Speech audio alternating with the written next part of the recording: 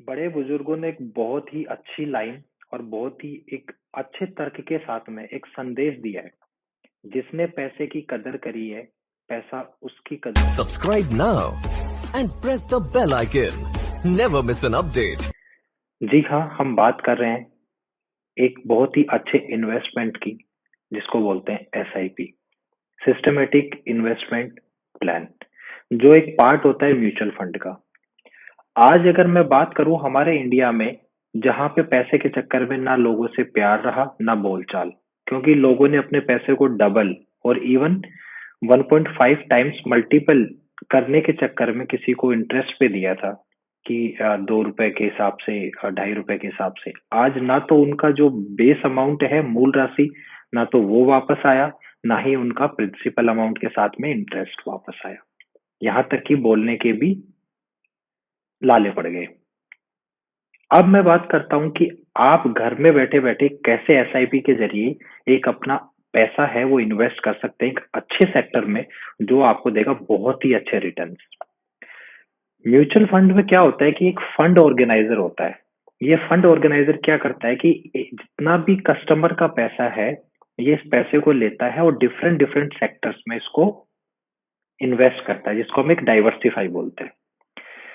इसके पास में एक लिस्ट ऑफ कंपनीज की चेन्स होती है, जिसमें ये क्या करेगा कि सबसे पहले उनकी ग्रोथ देखता है, कंपनी का साइज देखता है, एक्सपेक्टेड रिटर्न्स क्या है वो देखेगा। सपोज करो कि मैंने 1000 रुपीज मेरे फंड ऑर्गेनाइजर को दिए, तो वो ये करेगा कि उसने डायरेक्टली 1000 रुपीज किसी एक कंपनी में इन्वेस्ट किए नहीं।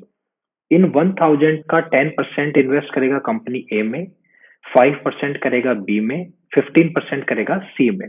तो इन फ्यूचर क्या रहेगा कि सपोज करो कि अगर आपकी कंपनी बी है, उसका रिटर्न अगर अच्छा नहीं आ रहा, लेकिन कंपनी ए और सी के रिटर्न्स अच्छे हैं, तो ये उसको बैलेंस आउट करेगा। तो आपका जो अमाउंट है वो तो बिल्कुल सेफ है, और आपके जो रिटर्न्स है उन पे भी कभी कोई इफेक्ट नहीं आएगा।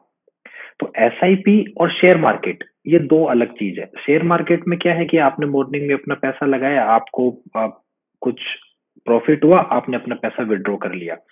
म्यूचुअल फंड्स की जब भी हम बात करते हैं, हमेशा लॉन्ग टर्म्स की बात करते हैं, क्योंकि जैसे जैसे मार्केट की इन्फ्लेशन रेट बढ़ती जाती है, आपका अमाउंट भी उसी मल्टीपल में आपको चाहिए उस टाइम के इन्फ्लेशन रेट को कम करने के लिए।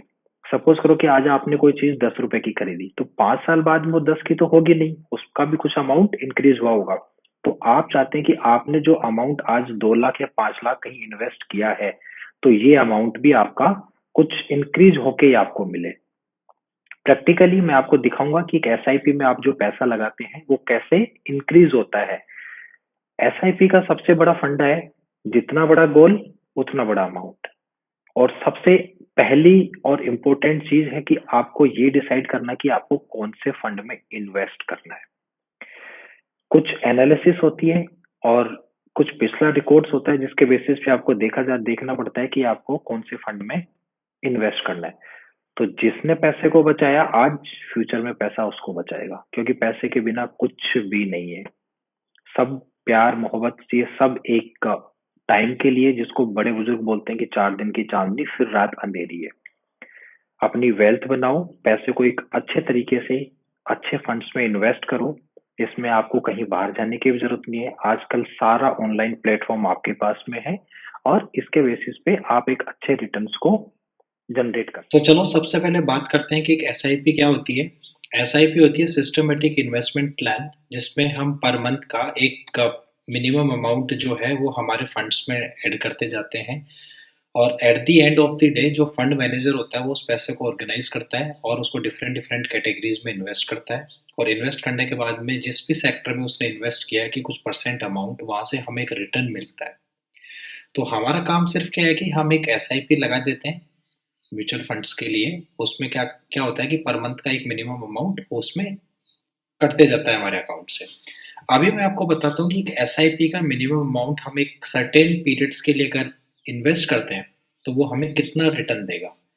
ठीक है, अभी हम बात करते हैं एक मिनिमम 100 रुपीज़ की, कि मैं पर मंथ 100 रुपीज़ इन्वेस्ट करना चाहता हूँ।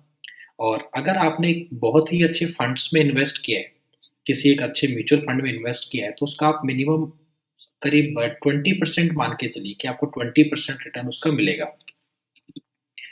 ठीक है, मैंने 20% उसका डाल दिया। और जब भी हम बात करते हैं कि एसआईपी और म्यूचुअल फंड्स की, देखो शेयर मार्केट का कॉन्सेप्ट अलग है कि आपने मॉर्निंग में अपना पैसा डाला और विद इन 5 मिनट्स और 10 मिनट्स जैसे आपको प्रॉफिट हुआ आपने अपना पैसा निकाल लिया। म्यूचुअल फंड्स में हमेशा हम लॉन्ग टर्म्स की बात करते हैं, ठीक है? तो यहाँ पे सपोज़ करो कि मैं बात करता हूँ कि मैं 15 इयर्स के लिए मेरा पैसा लगाना चाहता हूँ। अब आप यहाँ पे देखिए कि आपने जो इन्वेस्टमेंट अमाउंट है 15 इयर्स के लिए 20% के हिसाब से, तो वो बनता है आपका 90,000 कि आपने 90,000 रुपए लगाए 15 इयर्स के लिए। और इसका जो एस्टिमेटेड रिटर्न्स बनेगा वो बनेगा 4,77,000। भर भर के पैसा है एसआईपी में। अब सपोज करो हमारा जो भी एसआईपी का अमाउंट होता है वो डिपेंड करता है कि हमारी नीड क्या है इन फ्यूचर। सपोज करो कि अभी आप 15 इयर्स के हैं और आपको चाहिए कि 10 इयर्स बाद में आपकी शादी हो जाएगी, उसके बाद आपको एक फ्लैट भी परचेज करना है, उसके बाद आपको गाड़ी भी चाहिए, आपको एक दिल्ली बेंगलोर जैसे सिटी में आपको फ्लैट भी चाहिए जिसकी वैल्यूज अराउंड 2-3 CR के आसपास में होगी। तो जितना बड़ा गोल उतना बड़ा एसआईपी का अमाउंट है। अभी सपोज करो कि मैं यहाँ पे पर मंथ 5,000 रुपीज इन्वेस्ट करता हूँ एक फंड में और उसका रिटर्न वही मैं लेके चलता हूँ कि भाई ठीक है कि मुझे 20% तो रिटर्न देगा, लेकिन अगर आप बैंक से कंपेयर करेंगे तो बैंक का रिटर्न हार्डली आपको 5 to 8% के बीच में जाता है।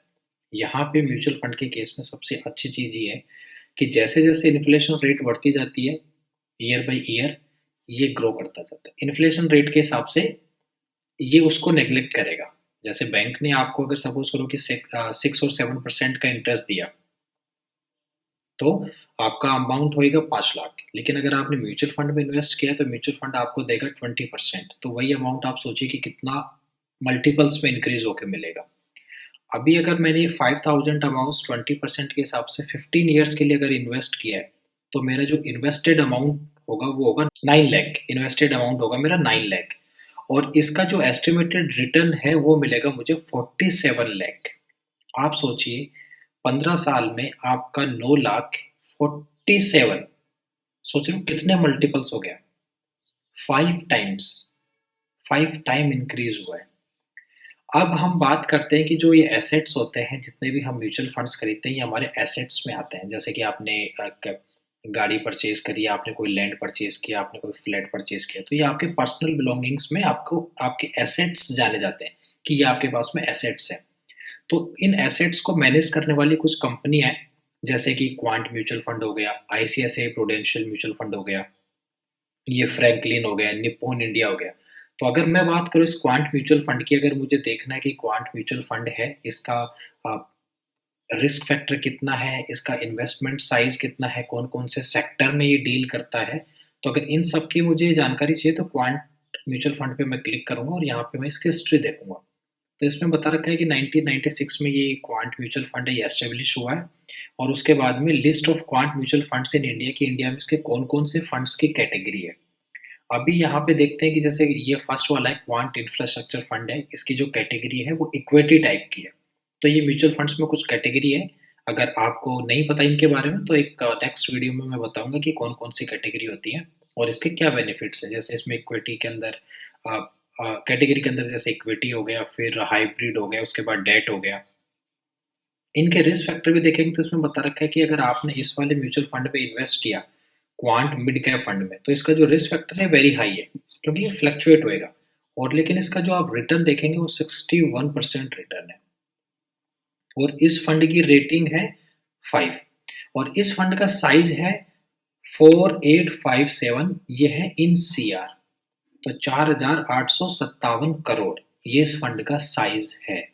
तो इस तरह से आप किसी भी फंड को एनालिसिस कर सकते हैं, उसका चार्ट दे सकते हैं और उसके बारे में आप ये पता लगा सकते हैं कि कितने टाइम पीरियड में कितना अच्छा रिटर्न दे रहा है। सबसे बड़ी बात आती है कि आपको कौन सा म्यूचुअल फंड सेलेक्ट करना है, ये सबसे बड़ा चैलेंज होता है, सबसे बड़ा क्वेश्चन होता है। तो म्यूचुअल फंड सेलेक्ट करना, कौन सी कैटेगरी का सेलेक्ट करना है और आपको कितना अमाउंट इन्वेस्ट करना है। तो अमाउंट इन्वेस्टमेंट के लिए सबसे बड़ा तरीका आपका जो भी इनकम है उसका 10% आप एटलीस्ट म्यूचुअल फंड में इन्वेस्ट करें क्योंकि आपके फ्यूचर की नीड को यही फुलफिल करेगा। ये अमाउंट छोटा छोटा अमाउंट एक एसआईपी के थ्रू होके जाता है तो एक बड़ा अमाउंट बनता है। और अगर इसी अमाउंट को हम बैंक में ब्लॉक करके रखते हैं तो वहाँ से हमें कोई इतना अच्छा रिटर्न मिलता नहीं है। तो एसआईपी एक सबसे अच्छा तरीका है जो कि आपके अमाउंट को मल्टीपल्स में करके देगा।